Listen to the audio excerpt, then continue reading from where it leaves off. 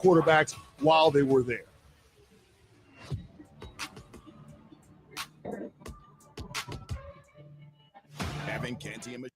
Your sports live here. WBUZ HD3 Laverne. We are the Game Nashville Sports Network. ESPN 94.9. The Fan. 30 years of the best sports talk in Middle Tennessee. It's the George Plaster Show, featuring Tennessee Sports Hall of Famers Kelly Holcomb and young gun Billy Derrick. And now, here's your host, George Plaster.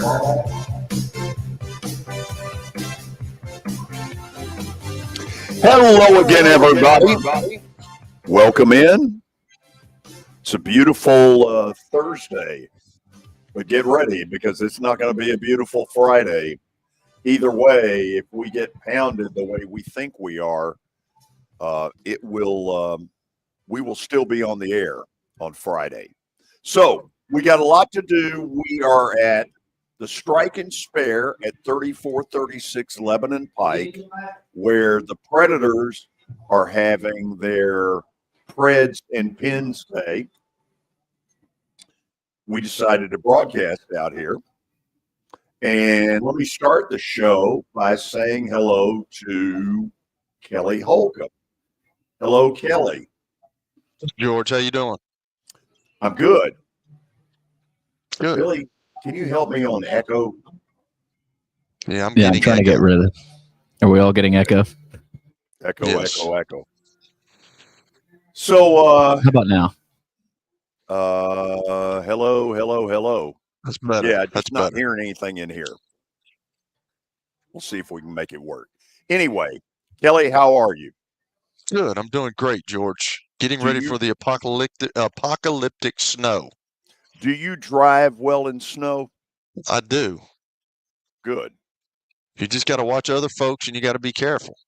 No, I'm one of those you need to watch. Oh, I know. That's shocking to me. I know it is. Hey, before we get the show really started, I want to take a moment and congratulate Titans play-by-play voice Mike Keith. If you have not heard, he has resigned that position to take the job at his alma mater. He'll be the new voice of the University of Tennessee Volunteers. Amy Adams Strunk announcing that he will immediately go into their Ring of Honor. It is a well-deserved honor. He did a terrific job here. And, Mike, I wish you nothing but the best as you head on up to Knoxville. We got Terry. Do we? Yep. Let's get right to it then. Terry McCormick joins us. This is not officially a Daily Titans update, but this is Terry giving us about 3 minutes on who the Titans intend to interview for their general manager position. Terry, is Pat Sperduto on that list? No, but one of his cohorts in Kansas City is on that list, at least among the names that have been put out there so far. That would be Mike Borganzi, I should say, who is the assistant general manager for the Chiefs. And apparently somebody Chad Brinker knows fairly well. He used information that Borganzi gave him when they were brokering the deal to bring L'Jarius Sneed here in that trade last offseason. So that's one of the candidates. Would you like to hear the rest? Sure. Okay. There is Catherine Hickman. She is assistant GM and vice president of football operations for the Browns. There is Terrence Gray, who is the Bills director of player personnel.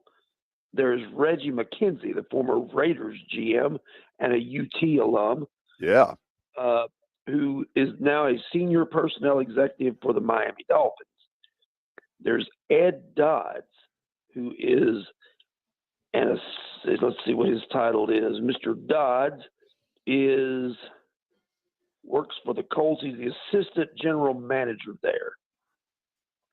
There's John Spytek, whose name sounds like he ought to have been working for the Houston Astros, but he instead is the assistant GM for the Tampa Bay Buccaneers.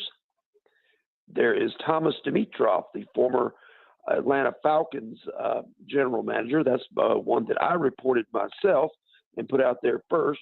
There's Matthew Berry, not the ESPN fantasy football nerd, but the a guy who is an assistant or director of player personnel for the Seattle Seahawks. And then there is Ian Cunningham,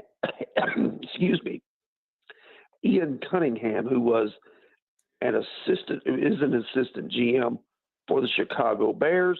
He also was in the running when they hired Rand Carthon. Okay, let me ask you this. In your opinion, is there a favorite in this group, a person that you think is the leader in the clubhouse? Well, there's one more name that's not on that list, and they apparently have not asked for permission yet, but somebody that goes back with Brinker, and he's on the staff in the front office at Green Bay. His name is John Eric Sullivan. So even though they've not officially, at least it's not been reported, that they've officially asked to talk to him, I would think that that connection to Chad Brinker would make him somebody worth mentioning. I would think that if you're looking through this, Borgonzi, I think, would be somebody that they would take a serious look at. I would think they would have to, think about Dimitroff. I think maybe Terrence Gray. And then I think Ian Cunningham, who was in the running last time. So those are some of the ones that I think that they would have to take a serious look at. And there's more competition now because the Raiders fired their general manager, Tom Telesco, today.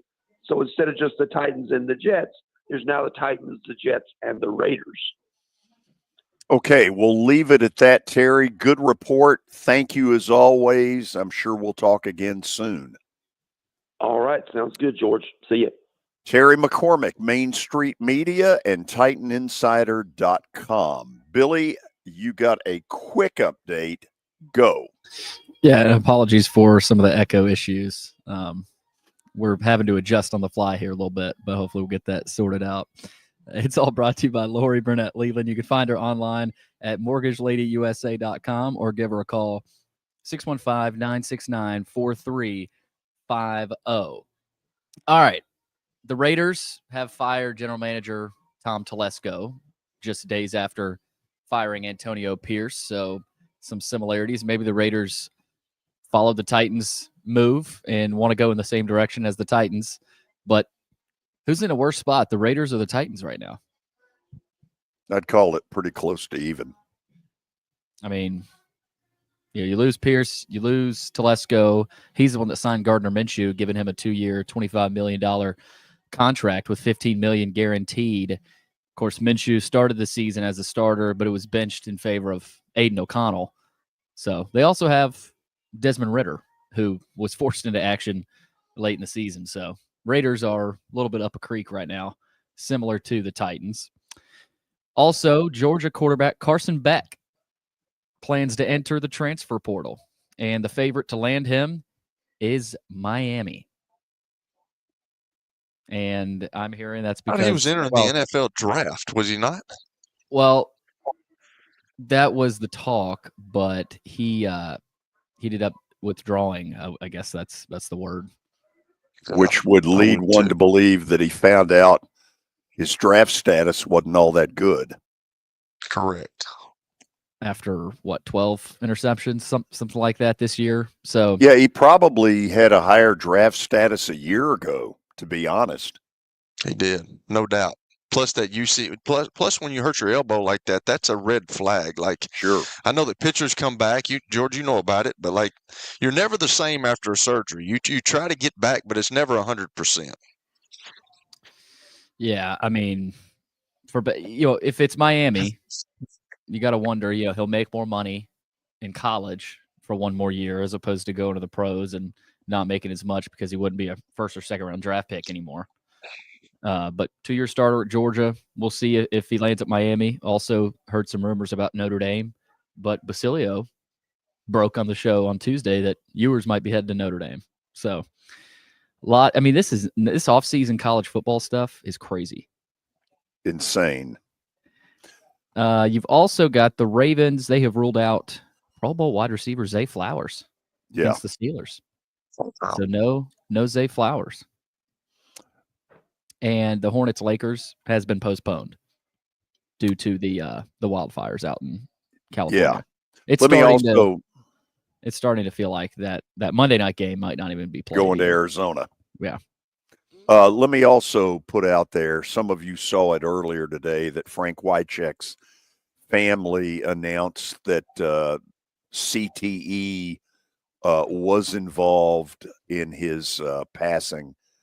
I will say this, as somebody who did a show with Frank, a Monday night show for 5 years, man, it was hard to read that. It was sad to read. I'll admit it was not unexpected, but still, when you read it in print, it's hard.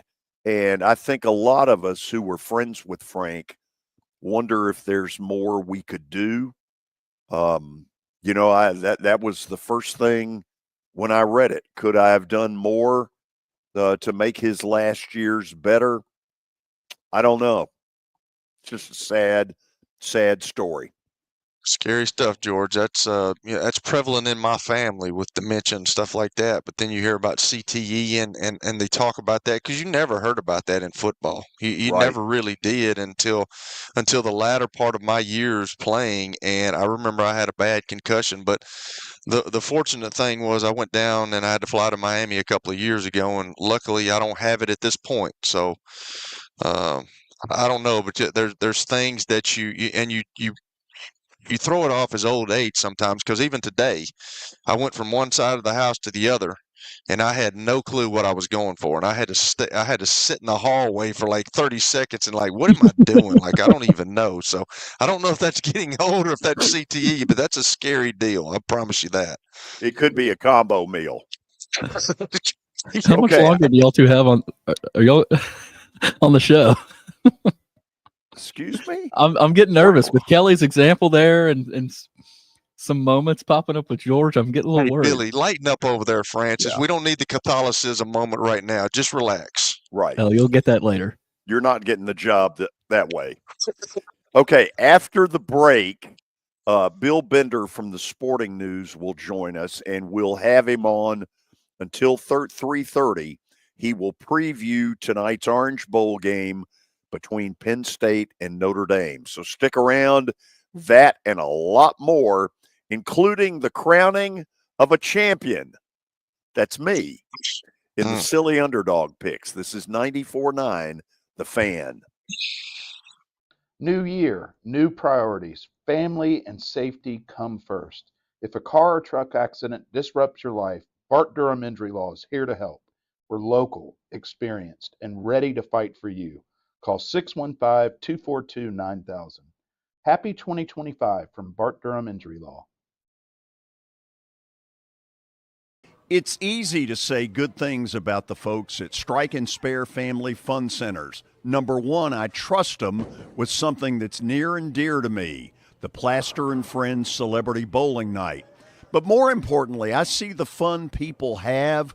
They enjoy the bowling, they enjoy the camaraderie, and you will too. Come by any of their locations and get ready to have some fun. Venture Express has been helping people in this area for more than 40 years. They're headquartered in Murfreesboro with over 30 years of dedicated fleets involving production, manufacturing, and corrugated experiences. They're an asset-based company with over 700 tractors, 4,000 trailers, and 800 drivers. If you need their help, dial them up 615-793-9500 or log on to ventureexpress.com. As the trusted premier custom home builder in Middle Tennessee, Donnelly Timmons has over 20 years of experience in the industry. Whether you're looking to build your dream home or renovate your current home, their team will ensure that every client and every remodel is unique, luxurious, and completed on time within budget. Founders Dustin Timmons and Joey Donnelly have over 25 years of construction experience in the Nashville area. Together, they have completed projects in Forest Hills, Oak Hill, Green Hills, Franklin, and Brentwood. Dustin and Joey believe that communication is the most important aspect of all construction projects. Therefore, they personally manage each project themselves and are involved in job site activities on a daily basis. Their commitment to quality and integrity has earned them an outstanding reputation among their clients. Contact them to set an appointment for a free consultation or to view some of their completed projects. Give them a call at 615-456-7983 or log on to donleytimmons.com.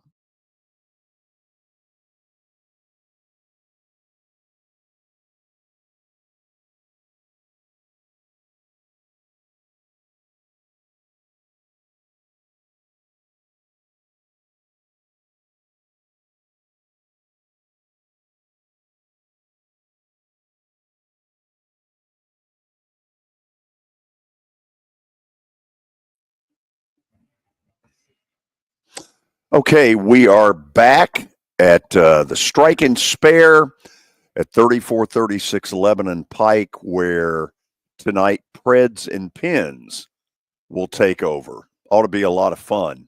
I'm told Bill Bender from the Sporting News is ready and raring to go. Bill, thank you for taking the time to come on with us.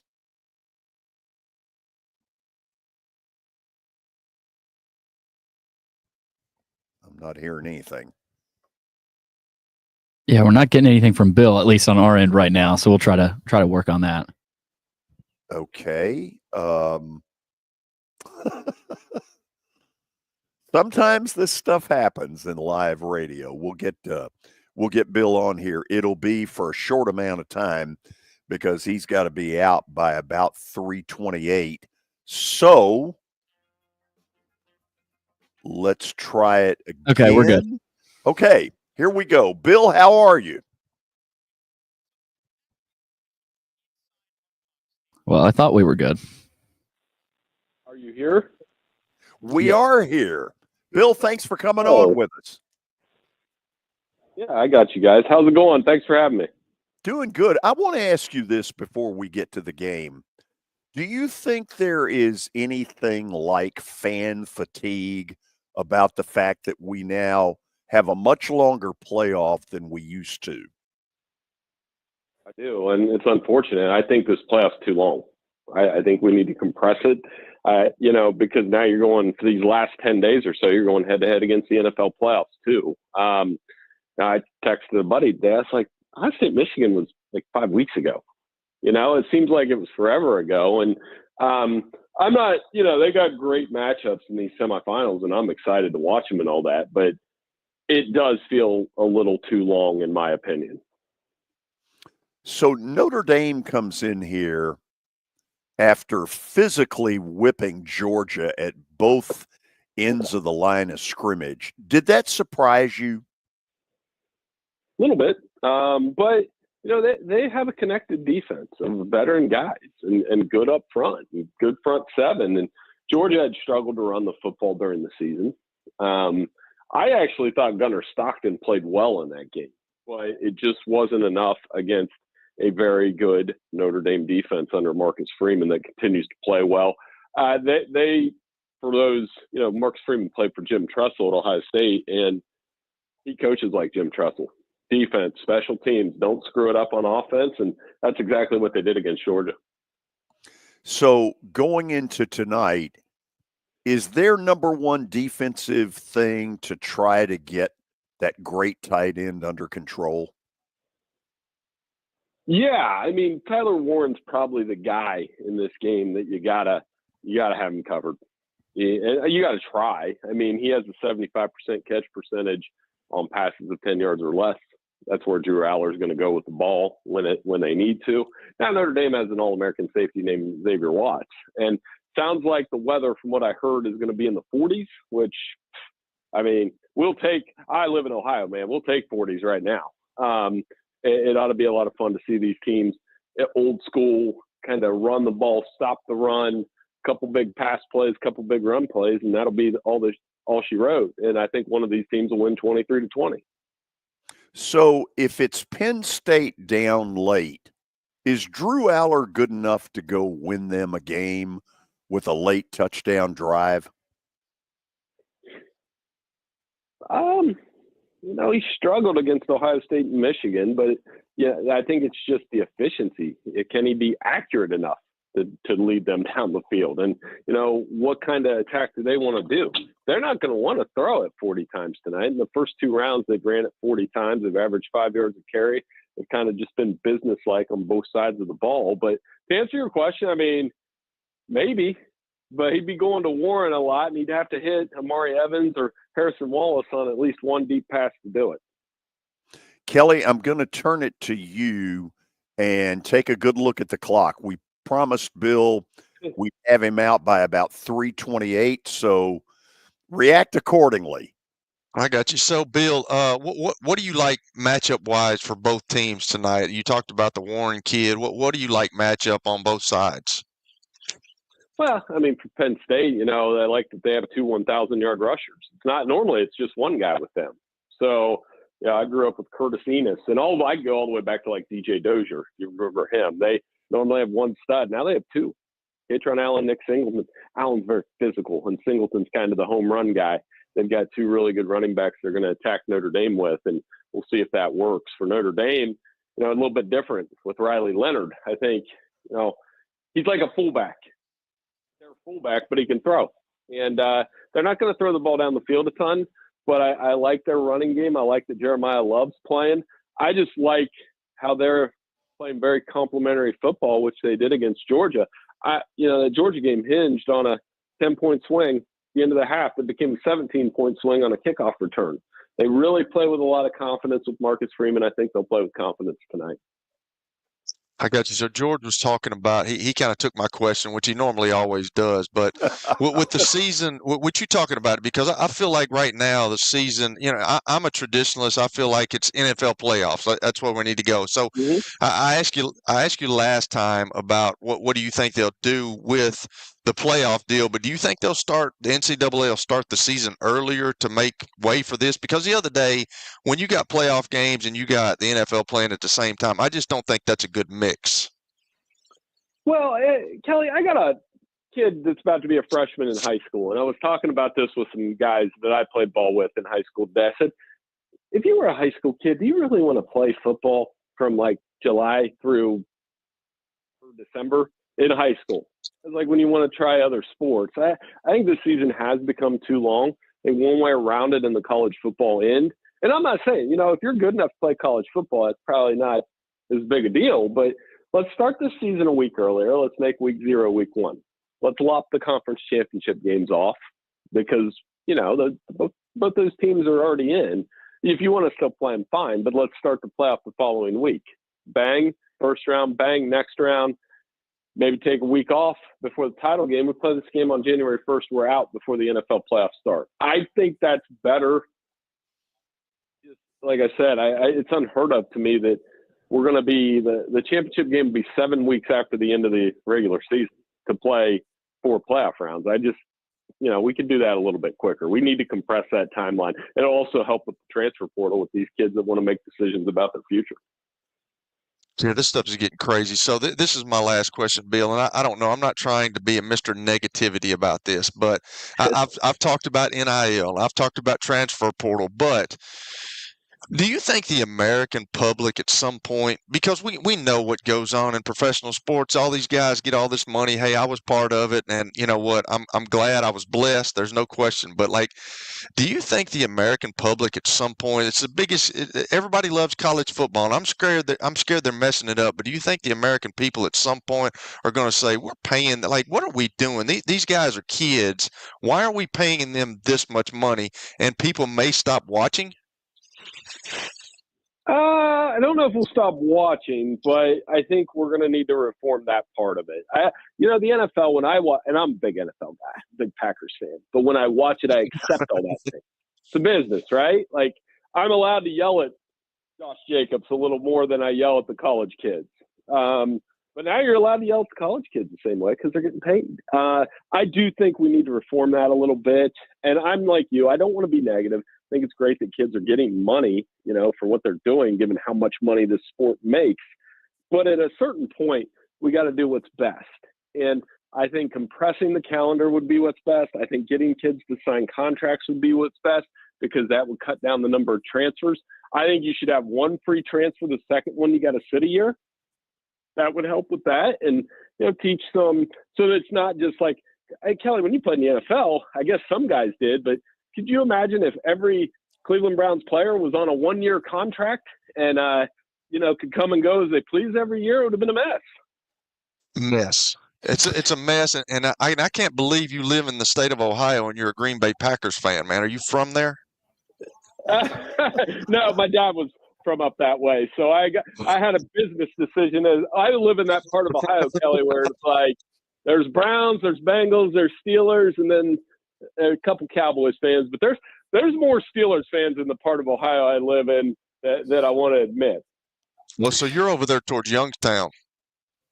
Yeah, I'm down in the southeast part. So, you got those Steelers fans are running around everywhere down here. But, it's the same with college football. So one interesting thing for me, Catholic school kid in Ohio, is if we get Notre Dame, Ohio State, it's going to be a fun place to live in next week because there are a ton of Irish fans here as well.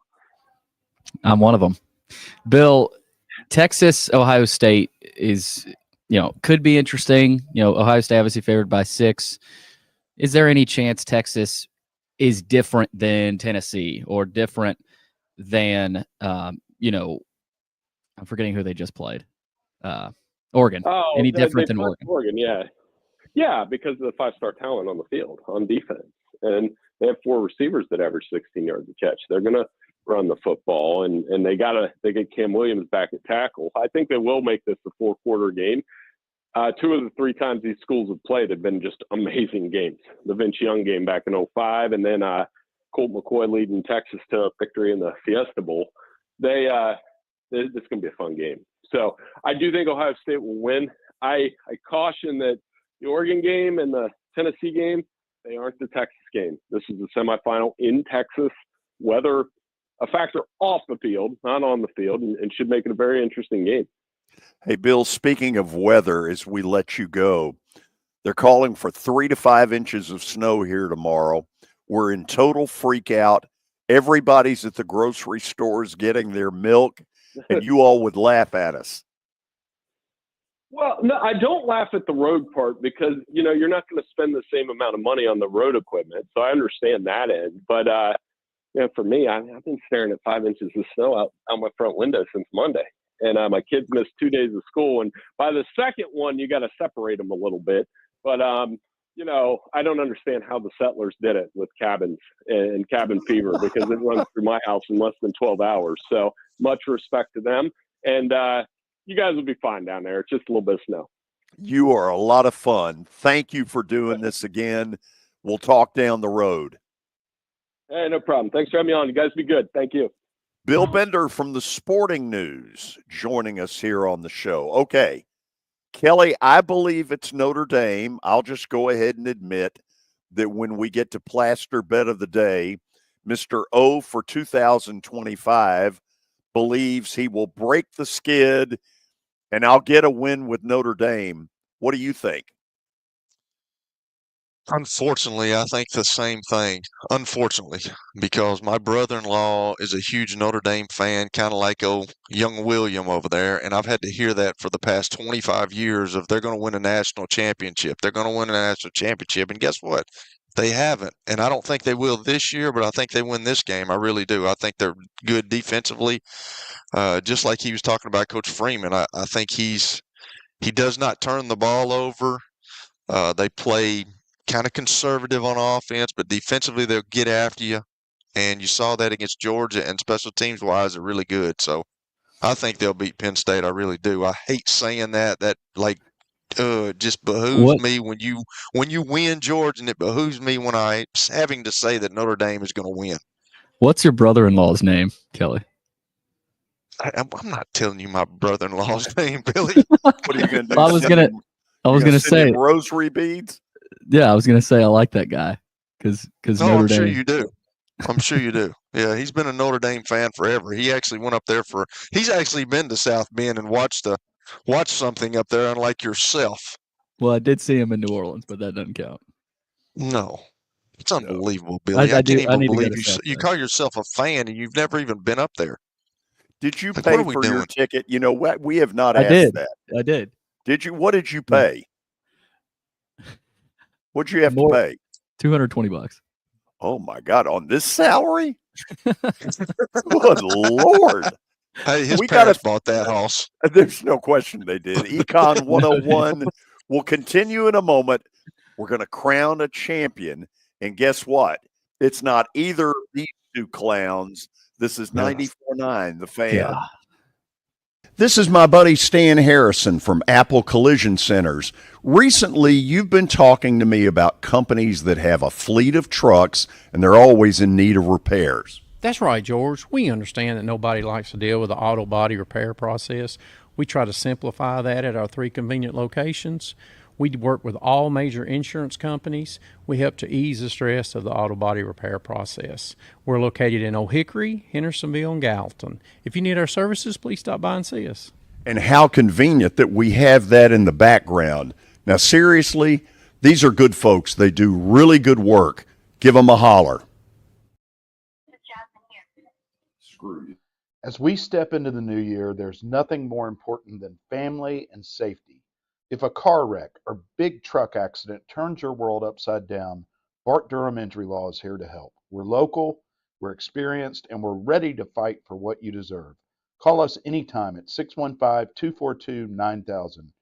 Really wishing you a safe and happy 2025 from Bart Durham Injury Law. Oh, I don't know why. Hey, do y'all have any water? Water? Yeah. Thank you. Why not? Hey, thank you. Over the years, more men have started to seek help for hormone deficiencies and imbalances, and Dr. Jeffrey Lodge and wife Daphne, along with their experienced staff, give men the treatment required to improve their quality of life, improve your immune system, energy level, cognitive function, and more. There's no better time to achieve a healthy lifestyle. What are you waiting for? Give Cool Springs MD a call today for an appointment at 615-486-3458 or visit the website coolspringsmd.com.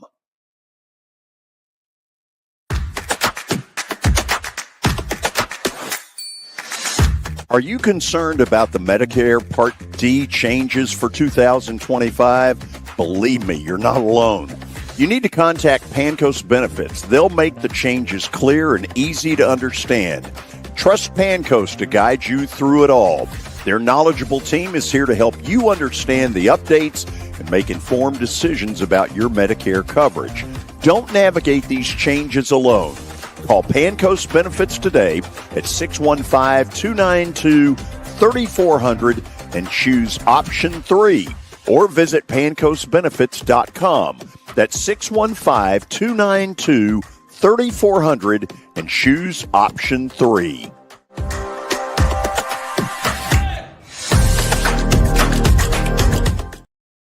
Thank you.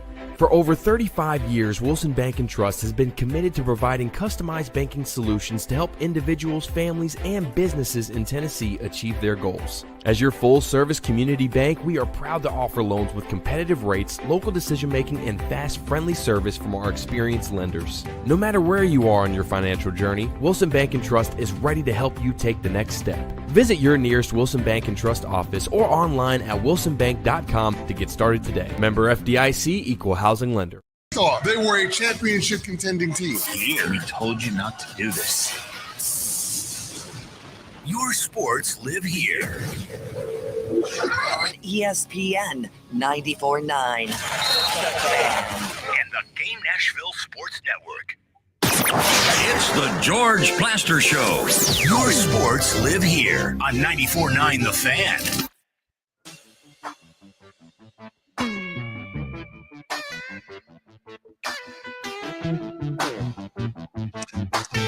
We are back. This will be a pretty satisfying moment for me as we crown the champion, me, myself, and I. That's disgusting. I have never seen you win any games in this competition ever. I don't think you've ever won it since I was on with Willie a long time. George, I really don't. I don't think I've ever seen you win it. And then this year you just like, what are we doing? And then the thing that gets me, George, is Billy. I can remember I was thinking 2 days ago that Billy said, "Hey, when are you going to win one, Hoss? When are you going to win a game, Hoss? Really, Billy? Really?" Yeah. Billy ends up officially being our bronze medalist. I mean, you did lose. How many weeks in a row did you lose, It Kelly? doesn't matter where it doesn't matter how you start, it's how you finish. The faster you understand that, the better off you'll be, Billy. It's just you were so bad for so long that it's not like you didn't have a win. I've told you this every week. It's called silly underdogs for a reason. It's stupid. And George came up with it, which makes it even stupider. It does seem like you are the pot calling the kettle black. Well, I mean, at that time, I had a couple of wins under my belt. Oh, and feeling Kelly, good, were you? Yeah. Yeah. Great. It's never over. Why don't you? It's never over. No, it's over. Well, now it's over, but it's never over during the season, William. And by the way, next year, in honor of the conferences that expand, we are expanding.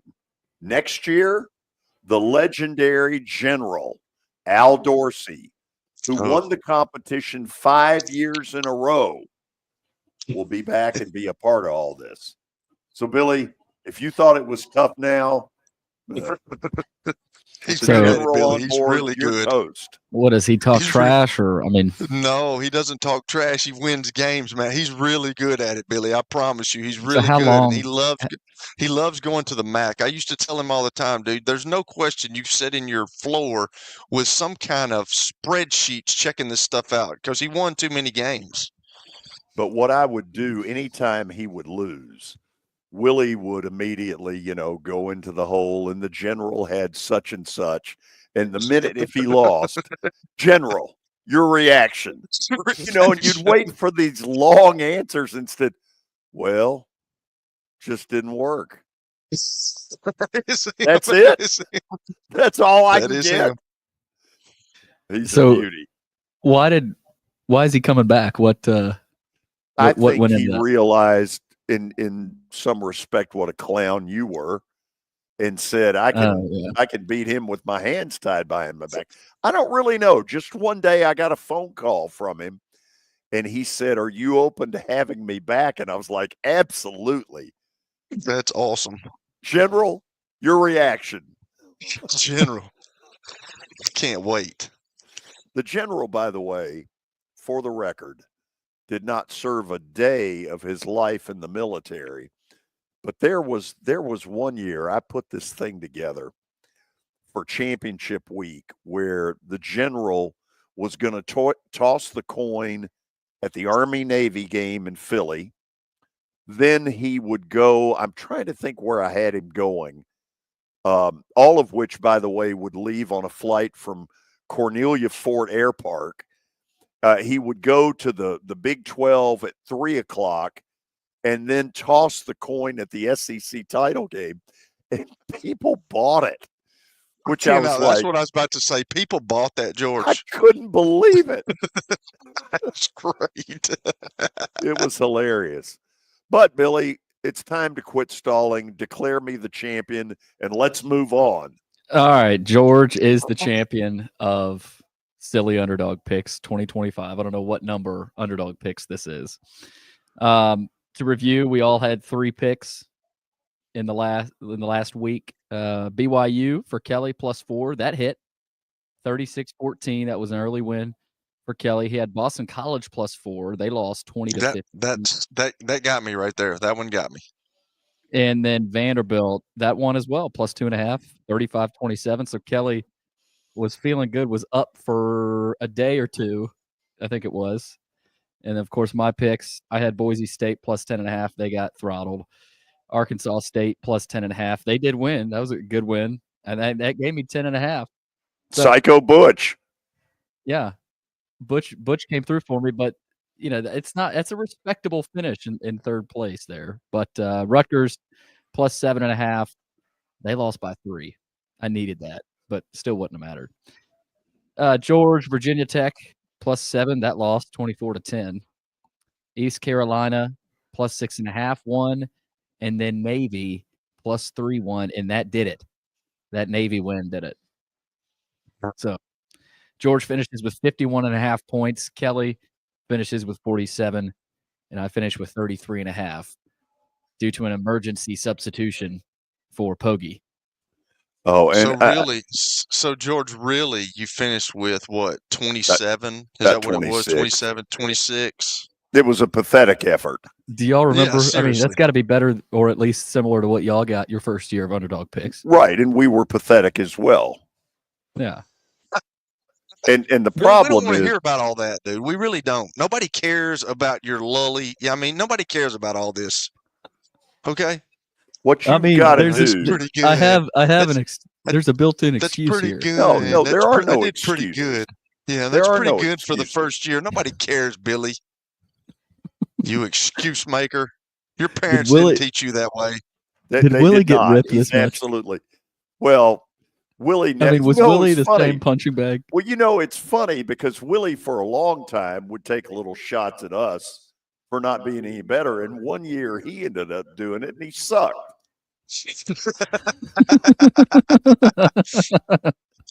Willie, if you're listening, I'm sorry. It's the truth.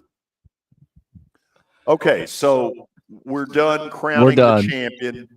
Yes. Congratulations for the 4th time. Do you get any money, George? Is there anything we can get for? I mean, Yeah, what's this is Billy prize? taking you out to eat? No, I was hoping you would, but that obviously isn't going to happen. Yeah. Well, if you want to go out there, I'll take you out to eat. Crystals it is.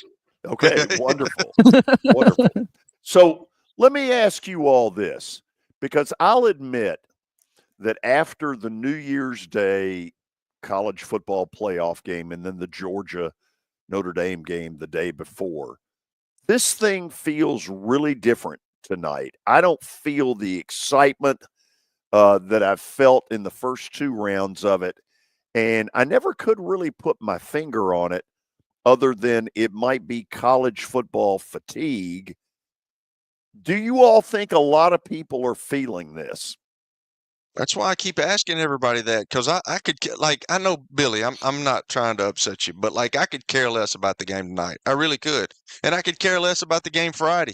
Like, I'm over it. Like, this time of year is slotted for the NFL. Like, the NFL playoffs are starting this weekend. That's just the way I feel. Now, I know that there's millions of people out there that would say you're crazy, but I do think there's college fatigue because now we're getting – how many games have they played now, George? Because they play 12. So if you make it all the way to the national championship game, there will be 11 you have a possibility.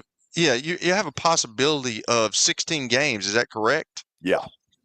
Yeah, so like it's just like now it just feels like, and I said this to Bill, it feels like you had the playoff games 2 weeks ago, and then you had some, or 3 weeks ago, I can't even remember, but you had some NFL games, and like I just don't think that's a good model. I don't think you need to be competing with the NFL. With that, I think there's people that love college football, people that love pro football, people that love both of them, but I just don't think that is a winning model. I don't know. I don't know if you start the season earlier or you take away some games. I don't know, but all this is it's generated by money. We know that, and they're making a lot of money. But right now, I really could care less who wins the national championship, and that's probably bad to say on my part, but I'm over it. Okay, let me toss this out here because you brought up the idea of starting the season a week earlier, which gets us more toward about August the 22nd.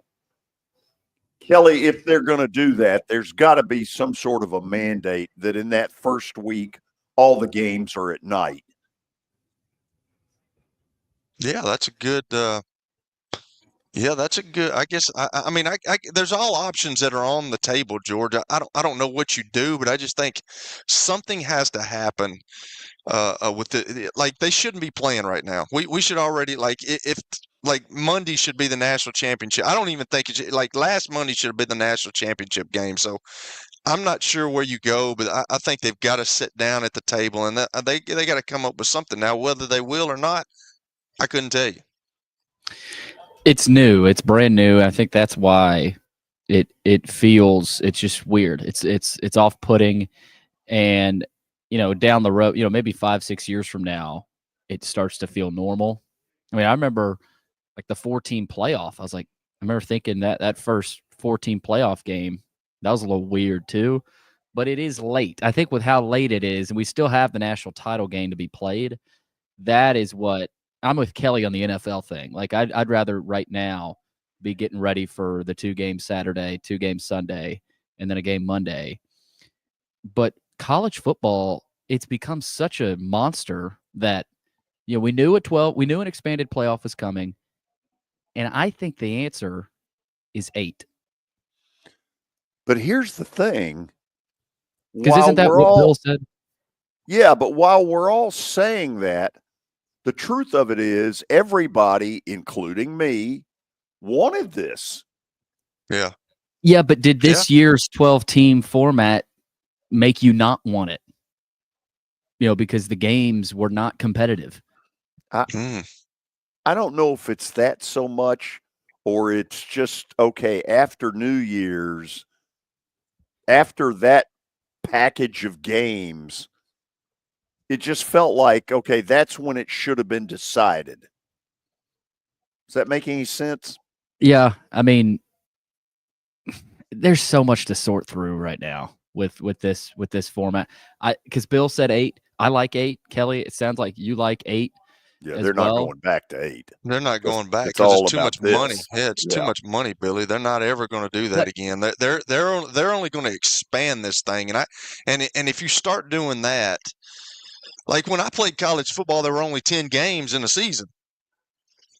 So now they've expanded to 12, and I don't know. It just seems like I can remember being in an Indianapolis Colts team meeting, and we were on the offensive side of the ball, and Tom Moore, we were in there with him, and he talked about how, fellas, right now the season's over for you guys, and you got to just fight through it, and you got to focus. And I'm like, but now, I mean, they're going to be used to this stuff because if you play in the national championship game, you've got an opportunity. You may have played 16 games, so your body knows what it's going through. And I don't know, but it's just I don't think it needs to be that. And I don't know what the answer is, but I just don't like this NFL and college football. I don't know if they're competing yet, but it seems that way to me. And with the money that they put into all this, George, it's professional sports now in college. That's really what it is. I don't even know if it's G League. Maybe you talk about G League, but it's something that I don't like. And I want to know what y'all think about the question that I asked about the people. Do y'all think that I'm hitting on something right there where people they already talk about athletes being pampered and getting too much money, and now it's coming down to the college level, and it's already starting to seep down into the high school level. Do you think that people are going to get frustrated with all this, with all the things that are going on, and us putting this high pedestal, and it's been that way for a long time with athletics, and now you're paying these guys millions of dollars to play a sport? Oh, absolutely. People are going to get tired of it. Right now, what you've got is this massive money pool for quarterbacks. Now, you don't ever hear that the tight end got 1.5 million or 2 million. It's all about quarterbacks.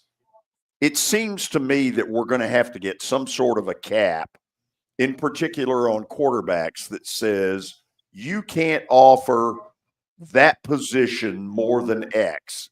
Now, some court will say that that's unconstitutional, and that's part of the problem, is the courts have been blind to the problems they've created. But we're going to have to do something. It's totally out of control. I agree. Yeah, I just and think I think I don't know if they. I don't know if they ever stopped watching, George, like Bill talked about. I don't know if that's the case, but like people are starting to get fed. Like I'm like just talking about this. I'm over college football right now, and I'm over all this stuff because I've been in it the last couple of days with this transfer portal stuff, and I just it's ridiculous. It's absolutely absurd, and I think college football was up there with the NFL. I think they've messed up something awesome, and I think it's only I don't know where it's going to go, and I'm not saying that it's going to tank, but like It's just not good right now, and I don't like where it's heading. Okay, let me try this one on you all. So the TV ratings that will come out for these two games might tell us something. And given the fact that most of the country, the middle of the country, is being snowed in because of this, whatever they called it. Is it Blair? Winter Storm Blair or whatever? Oh, we're naming storms now? Apparently, Okay, yeah. Apparently we Gotcha. have been for a while. I was Okay. late to the party. But if in a scenario where most of your sports fans, because of a big storm that goes from Texas all the way up toward Virginia, that's a big chunk of American football fans who are stuck inside, who in theory should be watching these two games. If the ratings of these two games are significantly lower, you will have your answer.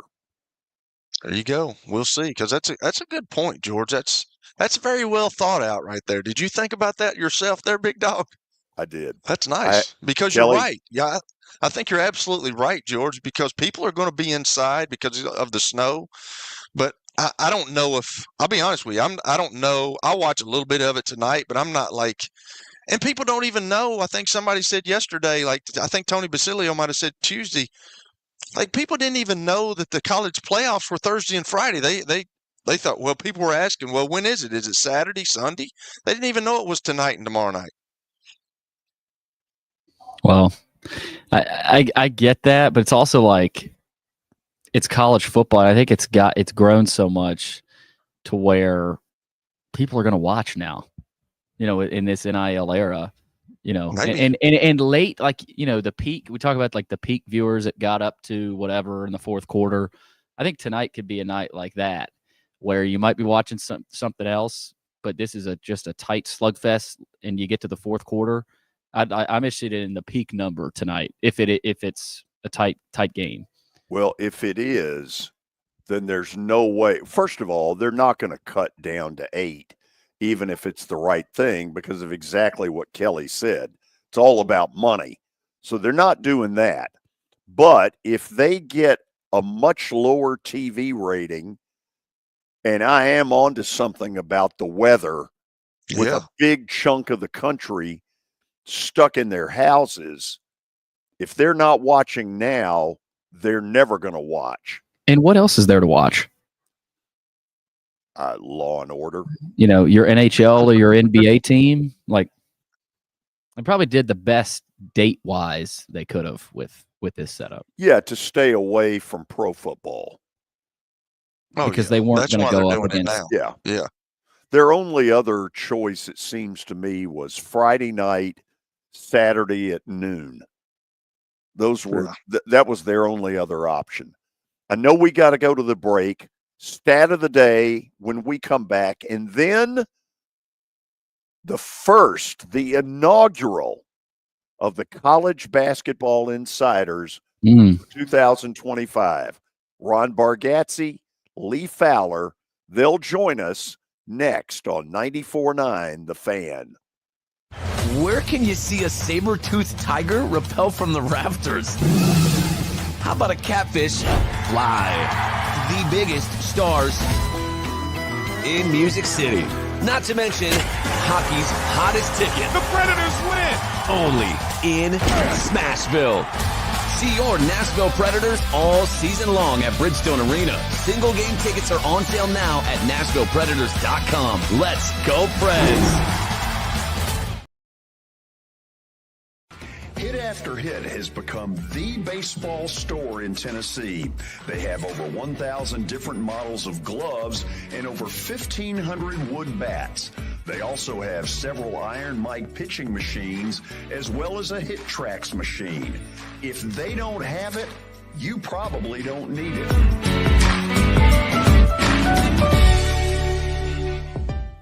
We're proud to call Hit After Hit the official shirt provider of the Plaster and Friends Celebrity Bowling Night.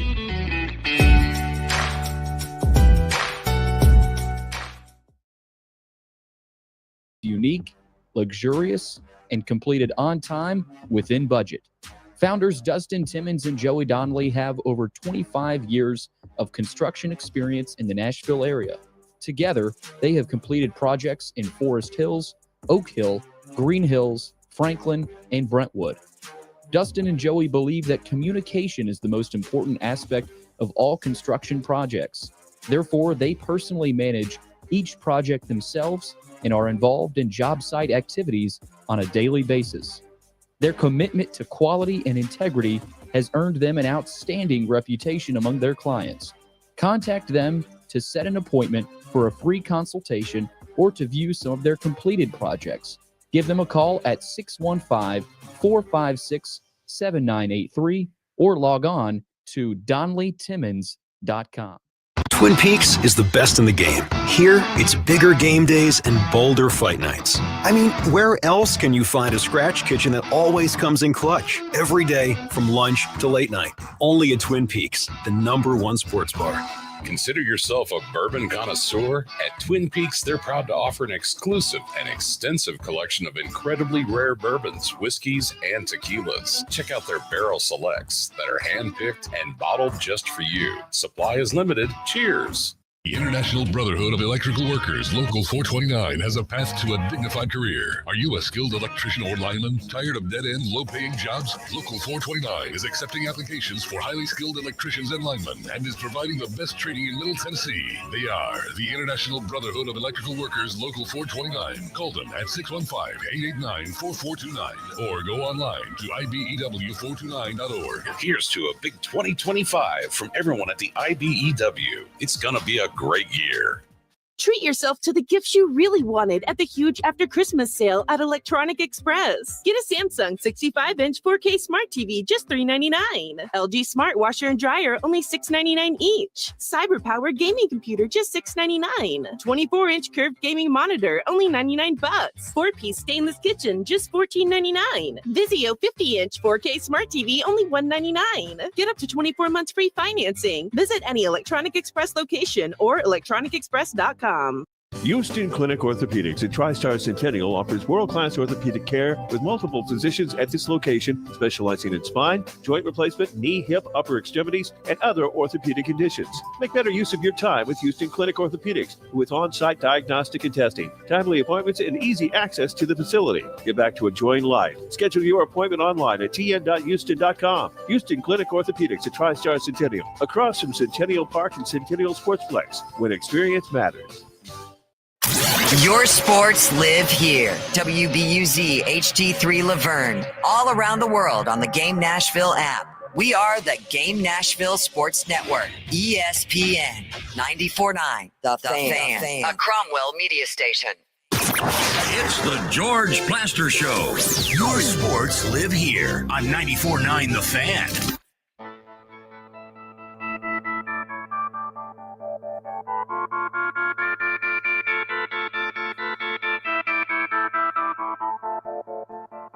College basketball insiders coming up. But first, stat of the day. Brought to you by Apple Collision Centers. You can find them in Old Hickory, Hendersonville, or Gallatin. Give them a call, 615-754-9800, or log on to applecollisioncenters.com. All right. We're going a little college football today. Riley Leonard is looking to be the first Notre Dame quarterback to play in the national championship. Well, since who? My bad. He's looking to be the first. Sorry, I read that wrong. Okay. You don't need to go any farther because Kelly and I both will cinch this one. Kelly, it's Tony Rice, isn't it? It is Tony Rice. But it absolutely I'm sitting here thinking, like, they hadn't been to the national championship game since, though, have they, George? No. Oh, wait a minute. Yeah, whoa. Oh, wait a minute. Wait a minute. Yeah. Okay, that's what I'm telling you. Ripped. Yeah, you're right. They got ripped by Alabama. Nice effort that night, by the way.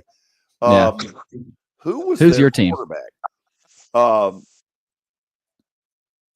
let me think. It's certainly not Manti Te'o.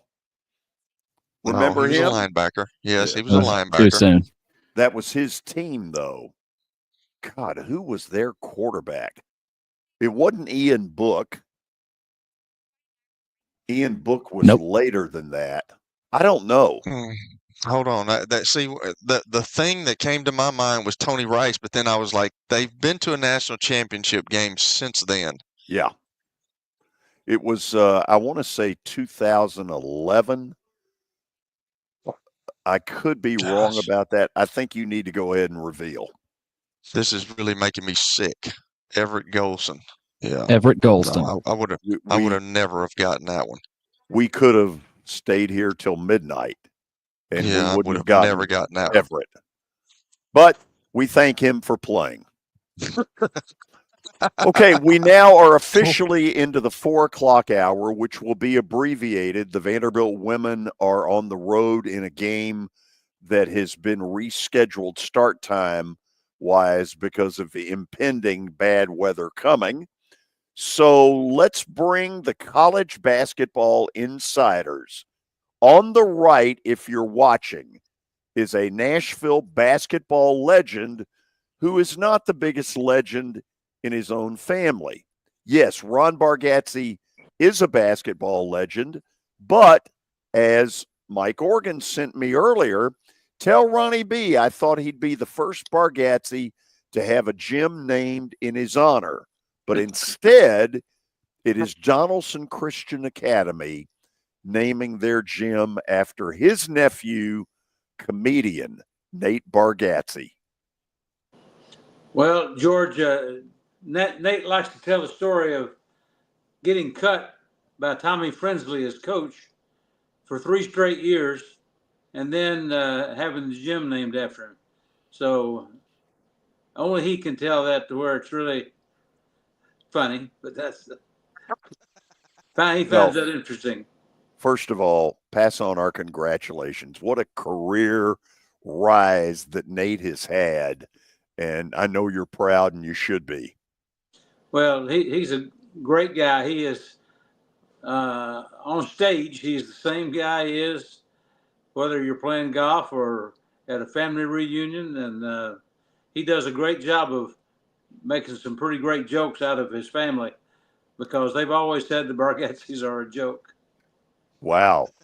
And the other contestant, insider, is none other than former NC State and former MTSU athletic director Lee Fowler, who was once the chairman of the NCAA men's basketball committee, but most importantly, my color analyst at Memphis State. Lee, how are you? I'm doing great, George. You know, your career kind of skyrocketed like Nate Bargatze's did. It's just taking it a little longer to get to the top. The difference is mine crashed and burned. His has not.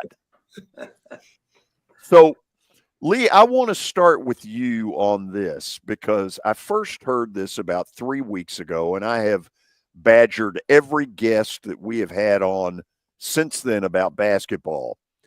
Dane Bradshaw put it out there that an SEC team that goes 7-11 in the regular season is going to make the NCAA tournament. Now, most of us are just guessing, but you've been there. Could it happen? What would it take? Well, I mean, it always could happen. It's according to what happens with all the other teams, but I would find it hard pressed to find somebody with 7 wins. And, you know, the schedules are all different because everybody's not playing the same people. So, yes, it could happen, but I would say that's a long shot because remember, 20 wins is not what it used to be, George. 22, 23, sometimes 26 doesn't get in. So it's according to who you play and who you beat and when you beat them and whether you had anybody hurt. And so there'll be a lot of things looked at, but I'm sure there'll be some teams that are 7 or 8 wins in the SEC because of the power ranking of the SEC. They'll get a look because there'll be some of the teams that's being discussed at the end of the process.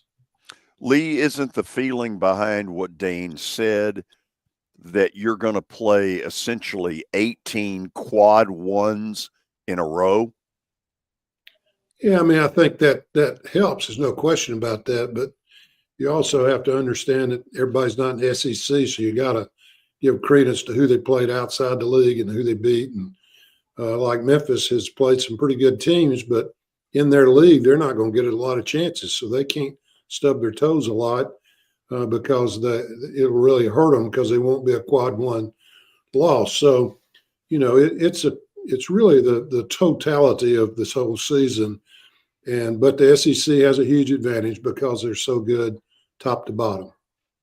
Coach B, you're as much of a historian of SEC basketball as anybody. I've always believed that the best I ever saw the league was in the late 80s when it was a power forward league, when you had Dale Ellis at Tennessee and Kenny Walker and Dominique Wilkins, Barkley, Chuck Person at Auburn, Jeff Turner at Vandy. I know I'm leaving some out.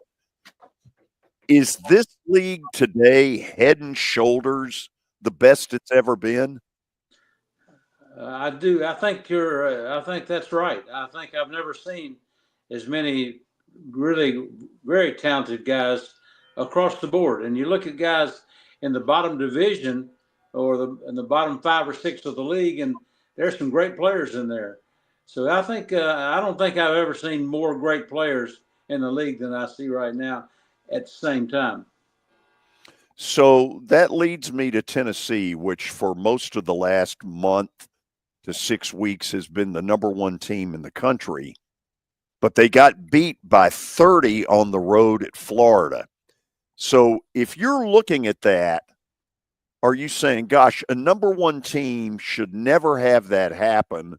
Or are you just simply kind of dismissing it and saying, look, that's life in the SEC, get ready, there's more where that came from? Well, I think they're going to get there's going to be a lot of teams who get beat solidly. And I think Florida, in my opinion, is the number 2 team in the SEC and probably number 2 or 3 in the whole country. Yeah, I agree with Ronnie. I think that if you're going to lose, you want to lose on a really good team's away game, and that won't hurt them that bad as long as they come back and play well. But you're going to have some bad losses or losses that look that way. And if you're a coach, George, and I coached on a team, went to Final Four, as you well know, you don't mind the loss. I'm sure he's got their attention again, so he'll have a focus that they probably were losing with 14 straight victories. You get to listen to your fans.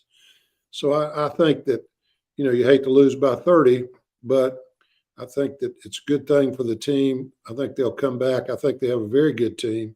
I'm not sure they were ever number 1 in the country, but they're definitely top 10 in the country. And, it's a situation where it won't hurt them that much unless they don't come back and get focused. I probably should have asked both of you to do this exercise, but Coach B, since you brought it up, Florida better than Auburn, Florida better than Alabama? I think Florida is neck and neck with Alabama and Auburn. The Kentucky-Florida game last week was one of the best SEC games I've ever seen in terms of firepower, the ability for both teams to score against good defenses, and the balance that they showed in doing that. Okay, Lee, where would you rank today the top 4 in the league? Well, it'd be Tennessee, Auburn, Alabama, and Florida. And I'm like Ronnie, I'm not sure Florida's not the best team. The one thing Florida does is they make free throws. All their starters might shoot 80% from the free throw line. And in close games, that's going to win a lot of games for them when they're equally matched. So it's interesting that neither one of you have thrown Kentucky into the mix. I love what Mark Pope has done. It seems like he's got the fan base in his corner. He said all the right things, that it's about Kentucky basketball, not about getting people to the NBA draft. How good are they? And deep down, have we already seen the best that Kentucky has to offer? I think they're very good, and I think they're one of the better teams, but not top 4. And I also think that I love him. I didn't know anything about him. I knew he's a coach out west and played at Kentucky, but I love the things he says. George, I just wonder in this environment how long that can last because of the transfer and the NIL and all the things that we all know that seem to be destructive to the college game. That would have worked years ago, but I don't know if it works nowadays because it's all about what they're going to make. I heard Kelly talking about that earlier. And also at some point, George, I know I'm a basketball insider, but I'd like to talk about just one thing about the football playoffs. Okay. I think that the biggest thing they did wrong is, as you know, the 68 teams in the NCAA tournament, after you put them in and everybody gets in, you don't give the top four conferences the top four seeds and a bye. You give 1 to 12 by how good a teams they are rankings. And that really hurt this year, I think. I think there were games that were played that teams shouldn't have been in those games. So I think they're going to have to go to get away from that conference stuff. They're all making all the money they need. They just need to get in if they're a conference champion, not get a bye because I don't think they had the best teams on byes. So, okay. Lee, do you think after the first round of the football playoffs they need to maybe reseed after that? I don't know if you need to, Kelly, if you put the number one team, through looking at what they did all year, it doesn't matter what conference they're in. And that's what happens in the NCAA basketball tournament. It's a top team to the 12th team, or in their case, to the 31st or 34th. So being a conference champion is great, and it gets you in, but it shouldn't give you a seed. Seed should be given only by what you did all year, and that'll make much more competitive games in the playoffs. Coach, real quickly, Coach B, what's Kentucky's ceiling? I think it's really up there. As a matter of fact, my top four teams in the league does not include Tennessee. Maybe, possibly, and I think Rick Barnes is a great coach, but that team is going to have a hard time scoring on multiple nights this year. They're not really a team that can put the points up.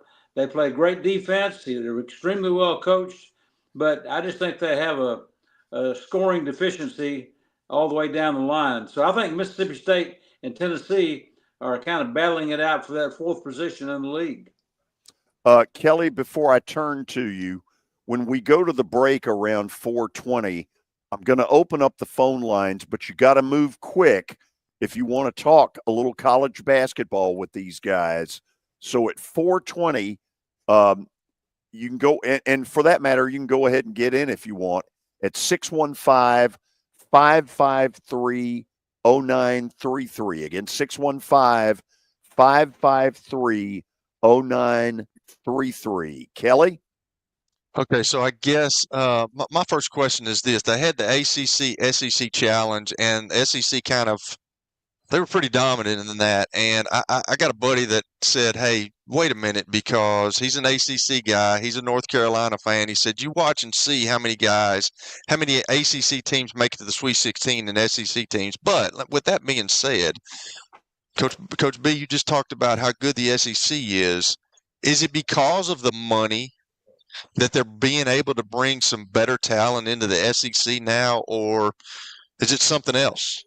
Well, I think it's great coaches, great resources. When I say resources, I include NIL, because I think that when you look at Alabama, Auburn, Florida, LSU has a strong NIL program, as I understand it. But I think that Kentucky and Alabama and Auburn and Florida are a little bit better than the others. I think Tennessee and Mississippi State's right in there on the tail end of that group. But those six teams right there, to me, are the best we have. And I think great coaches in the right place with a good NIL is the formula nowadays. Yeah, I feel the same way Ronnie does. And, you go past those 4 or 5 teams and you've got Ole Miss and Arkansas. And, the league is good from top to bottom. And that's what they did. They dominated the ACC. By your question, with your friend from North Carolina, they don't think they should ever lose a game. I have 2 son-in-laws that are North Carolina graduates, but I think top to bottom, the SEC is much better this year than the ACC, and I think you'll see the most they'll by far get the most teams in the tournament this year. Lee, let me ask you this: since you were a former AD, what are the things that you have to manage through with this NIL? If you were an AD, like what are the difficulties in managing this NIL? Because it's like the Wild Wild West now, and it's it would scare me. I don't know, because there's no cap on it. There's no anything at this point. At some point, they're going to have to do something. But how do you manage that as an AD in today's world? I don't really know, Kelly, because I was out by the time that thing came along, but I think they're still managing the same things. Alabama has more money than, Ohio State has more money. So no matter how you let them use it or not use it, they're going to get the best players. And I don't know how much it changed things. It just, I think it took away from athletes is what I get upset about, because yes, they're making a little money, but I don't think any of them are going to graduate. And I think, some of the guys, like the guys Vanderbilt got, they're graduates already and they're going to get a master's, and that's fine and good, but after they've graduated. But I think managing it now may be easier because there's nothing illegal. I mean, it's basically they're offering things and it's very open, and you're out there. I just think that you're seeing college basketball and college football of not being as well coached, and that covers a lot, being well coached, but they don't have the time to develop their schemes.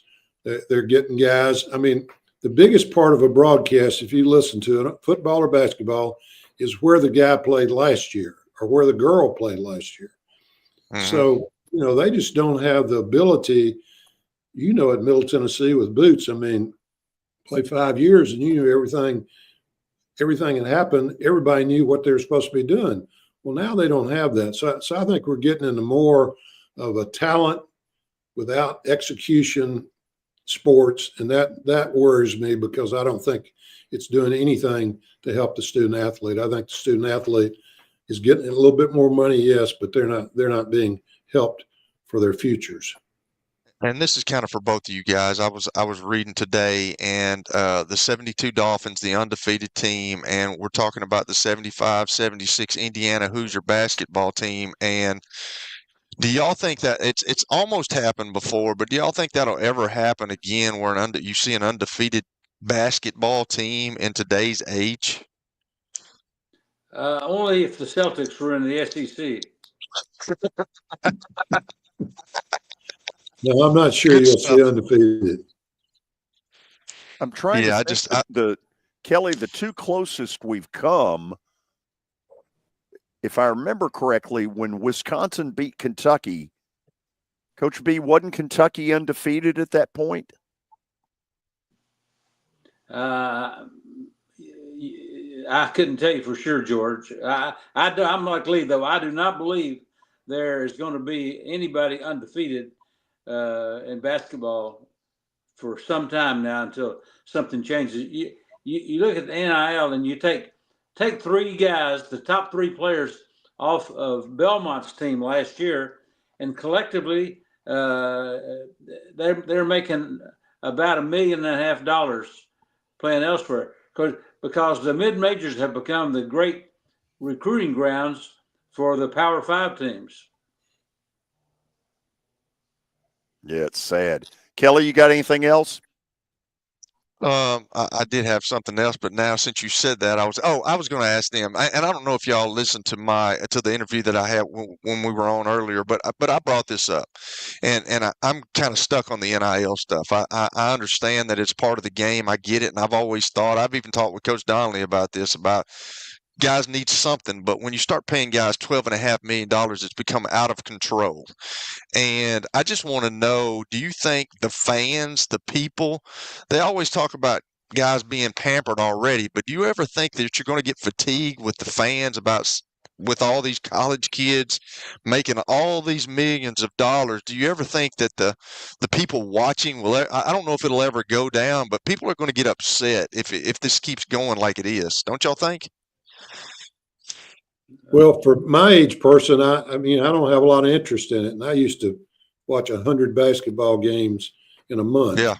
And it just kind of, but as Ronnie would say, he's an old guy now. He's got an old beard. He doesn't keep up with the times, but it just doesn't interest me because I was so much into, there's a pro game and then there's a college game. And the college game is about training and getting the guys to do right. And they make mistakes, but they you work with them and they become better and they go out in society and are successful. And I don't think any of that's a part of it right now. Everybody wishes it was, but it's not.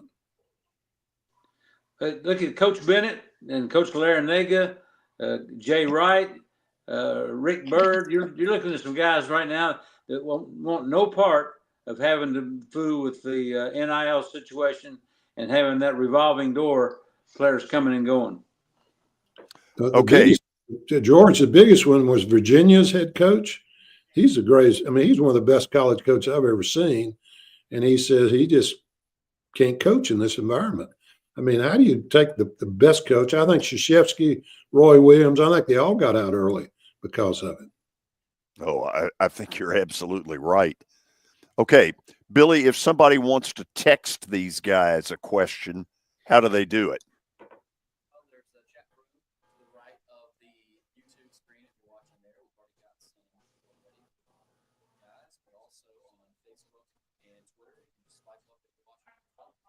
Billy, I don't think they heard you. We couldn't hear anything. Okay, we'll figure it out.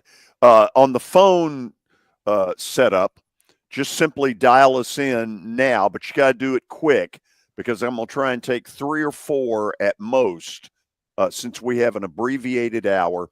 615-553-0933. Again, 615-553-0933. This is 94.9, The Fan. New year, new priorities. Family and safety come first. If a car or truck accident disrupts your life, Bart Durham Injury Law is here to help. We're local, experienced, and ready to fight for you. Call 615-242-9000. Happy 2025 from Bart Durham Injury Law.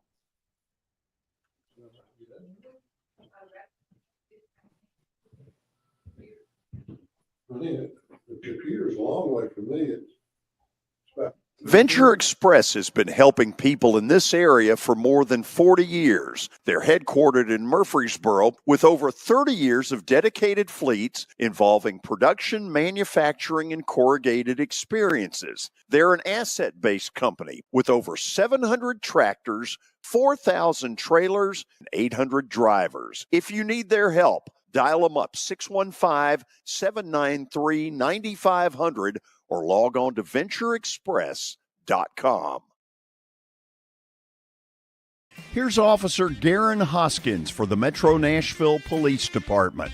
The Metro Nashville Police Department is on the forefront of policing in this century, and I'm glad I'm a part of it. I'm glad I get to find other good officers, other future good officers. And if you're watching today, or you yourself or someone you happen to know is interested, join MNPD.com. Feel free to reach out to us because we need good officers, and it's a great city to work for.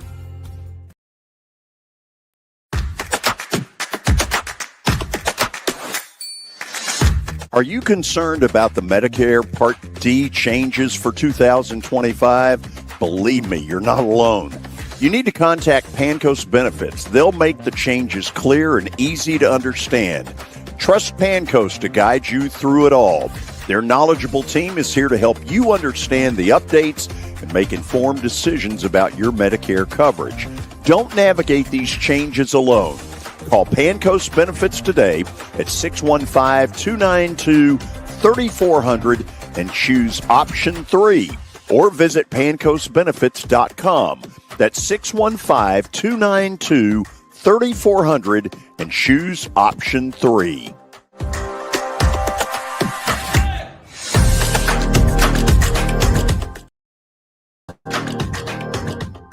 Here's Officer Garen Hoskins for the Metro Nashville Police Department.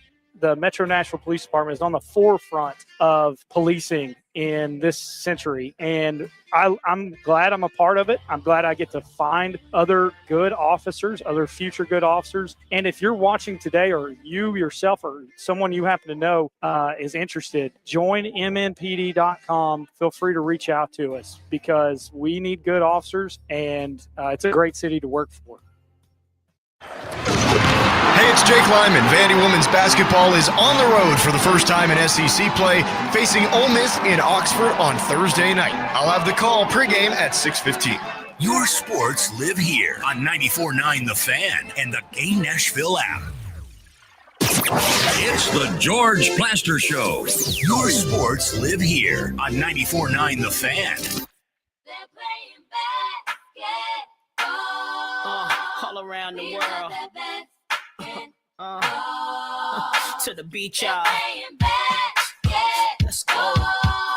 We are back at Strike and Spare on 3436 Lebanon Pike tonight. Preds and Penns will be out here, so we decided to do the show out here. Guys, real quickly, Lee Fowler, Ron Bargatze, the College Basketball Insiders, a hello from MTSU play-by-play voice Chip Walters. Blue Raiders home tonight against Kennesaw State. Clay on line one, get us started. Hey guys, how y'all doing? Coach B, it was good to see you at George's bowling event. You're aging gracefully, but it was great to see you. And hello to you as well, Lee. I wanted to ask you guys, both of y'all can kick this around.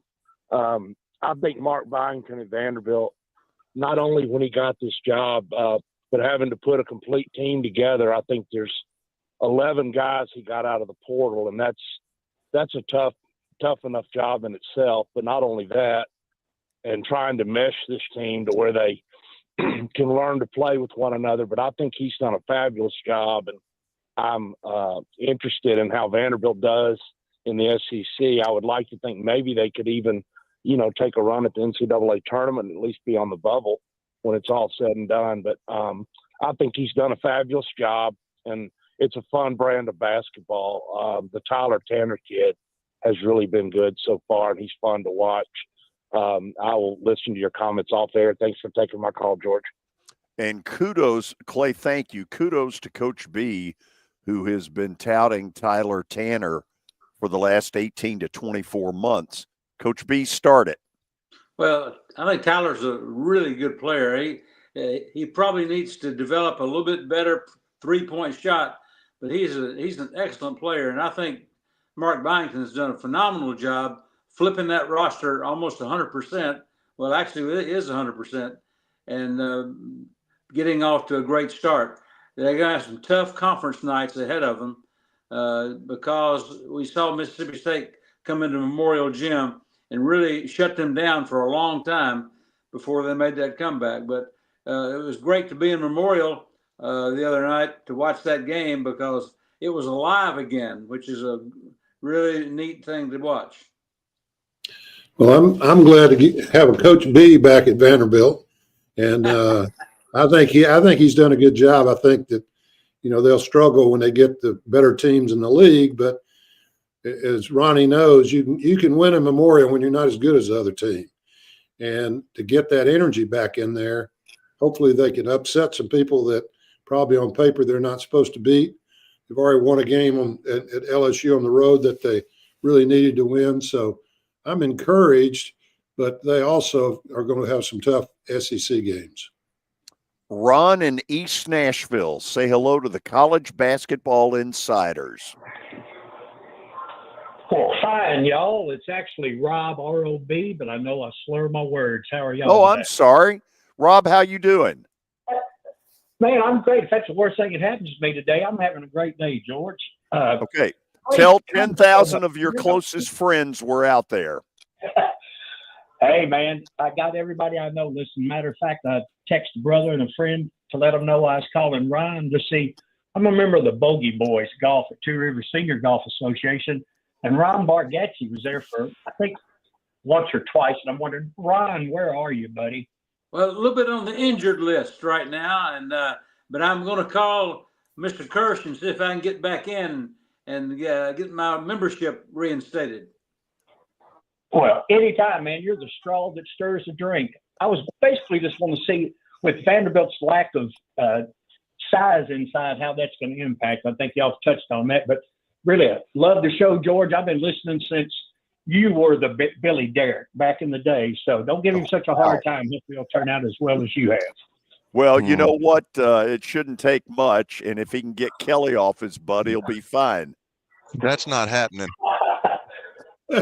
Well, mighty fine. Fellas, enjoy the show. Keep it up. Enjoy listening. And I'll enjoy listening. Have a great night. Hey, thank you. Billy, what do you got in the text world? I cannot. Can you all hear him? Nope. No. Okay. Billy's going to get fined $100, Coach B, for this. We're all going to get to go out to eat at Kane Prime or somewhere. Okay. Let's see. Let me go with this question. Based on Vandy's basketball play so far, Jason Edwards appears to be their number one option. Who do you think should be the second scoring option? Could you see it being McLaughlin or A.J. Hoggard in that role? Well, George, I watched the game very closely against Mississippi State, and Edwards, as the number one option, was anything but in that game. He had a terrible shooting night. He forced some shots, and I thought his shot selection was very below par, and we've got to have a better play out of him if Vandy's going to beat anybody. Yeah, I would agree. They've got some pretty good options if they'll move the ball, and like they were earlier, Nichols can shoot, can score. Hoggard, I really like as a player, and they don't have the size everybody else has, so they're going to have to do it with open shots and penetration and kicking back to be competitive against some of the better teams. Guys, what did you all take out of Mississippi State? Because I had seen them one time against McNeese where I wasn't all that impressed, but now there are two different times where I've said, whoa, if this is the middle to like 7 to 10 team in the SEC, dadgum. Man, I think I've got them right in there in that 5, 6, 7 range for sure, and I think they can beat a lot of people this year. I like their team a lot. I agree. I think they're very talented, and they will defend you, and they have all the options to score too. So I think they could end up like Ronnie, 4th or 5th easily if they make some shots down the stretch. Tell you something that impressed me. I thought their guy took 2 great timeouts in the second half as Vandy was mounting a comeback. They went from down 19 to about 5. But Coach B, at one point, as the crowd was about to really get revved up, he took what I thought was a great timeout. Yeah, and they made a 3 on the back end of that timeout, which really turned the momentum of the game. Okay, none of us know anything, truthfully, about Oklahoma and Texas. I watched Oklahoma last night, and I thought they should have beaten A&M, and they didn't. Give me some thoughts on those two teams, because nobody knows much about them. Well, I think what little I know about them, I know they're well coached and have guys that know what they're doing. And as Ronnie said earlier, the SEC is loaded with good coaches. I mean, and as we know, they're getting talent now. So I think on a given night, anybody can beat anybody. But there are 4 or 5, as we've talked to death about, are better than everybody else. But I think they're good basketball teams. I think that's why you're hearing that this 7-11 may have a chance to get in the tournament, because there are going to be a lot of losses in the league that aren't going to be bad losses. And I think that's what makes the league so good. I'll look back on the game with Kentucky and Florida in Lexington. I thought that Florida really, Kentucky made a lot of shots in that game. Some they don't always make. And Florida didn't really bat an eye. I thought they really came back tough. Golden is a nice coach, and their 3 perimeter players can all go for 20 on any given night. Should we be shocked or even surprised that Georgia held serve against Kentucky? Georgia is a team I know less about than most. I haven't seen them enough yet, but that tells you a little bit about the balance of the league. Yeah, remember the kid Asa? Is it Asa Newell? Really good young player that Georgia has. Just mark that one down and remember it.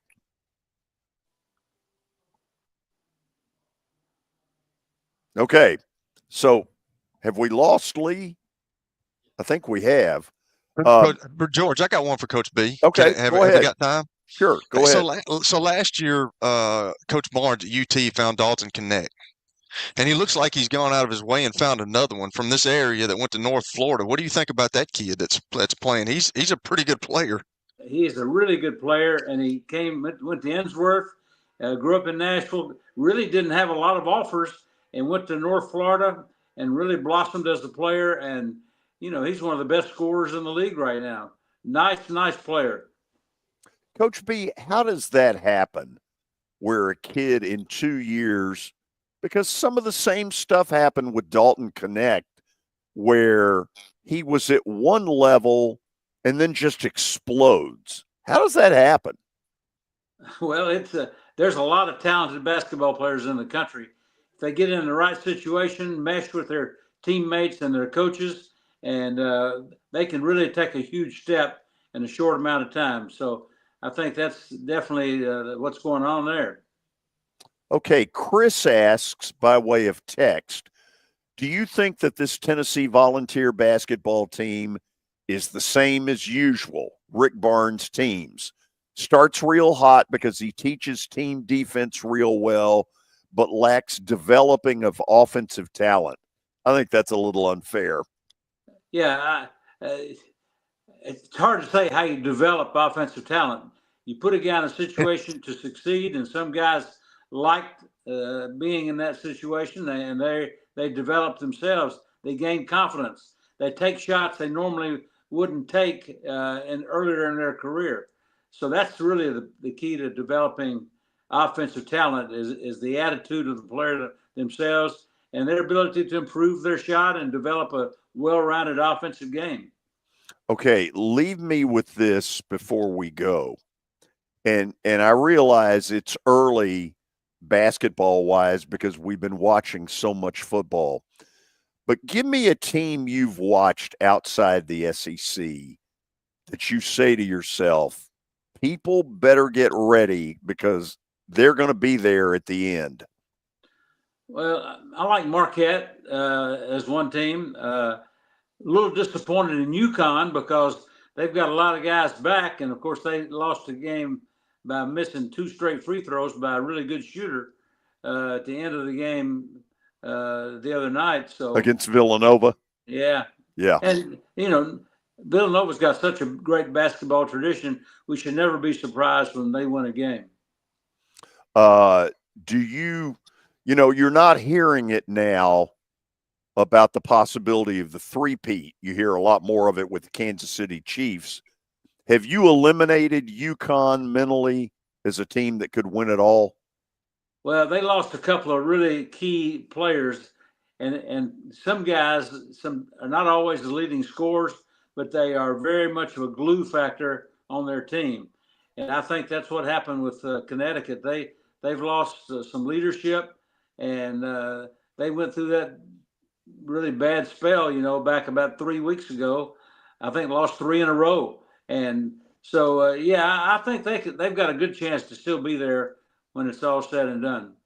Coach B, thank you. Abbreviated as it may have been, I appreciate it. We'll do it again next Thursday. Thanks. Always good to be on the air with my partner in golf, Mr. Kelly. When are we going to do it, man? When are we going to do it? You keep talking about it.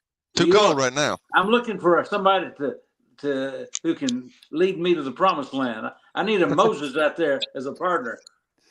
Coach B, take care. See you guys. Okay, Billy, show the ugly truth before we get out of here. Wow, George. In the new year, I am 0-5. In other words, I suck. However, we're going to get a win tonight with Billy's Notre Dame Fighting Irish. Be there or be square. They're only a Good luck, Billy. 1.5 point favorite. Good luck, Billy. I'm not for you, but good luck. Yep. We're done. Abbreviated as it may be, tomorrow, drive carefully. If you got to be out there, be safe. We'll be on at 3 o'clock. This is 94.9, The Fan.